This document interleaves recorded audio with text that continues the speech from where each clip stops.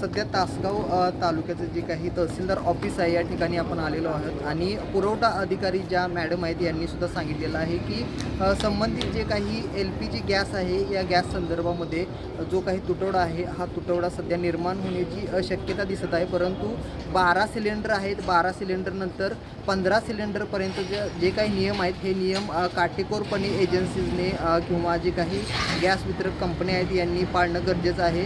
15 टाक्या या ऑफिशियली देणं गरजेचं आहे. काही संबंधित तासगाव तालुक्यातील एजन्सीज आहेत या फक्त 12 टाक्या देत आहेत आणि यावरती जे काही 13वी 14वी 15वी टाकी यामध्ये जर कोणी अडचण करत असेल तर यांच्यावरती कठोर कारवाई करण्याची या ठिकाणी सक्तीसुद्धा ताकीदसुद्धा या ठिकाणी पुरवठा अधिकारी यांनी दिलेली आहे. तर नक्कीच या संदर्भातील काही तक्रारी असतील तर नागरिकांनी तहसील ऑफिसमध्ये येऊन पुरवठा विभागामध्ये आपली तक्रारसुद्धा नोंदवणं गरजेचं आहे.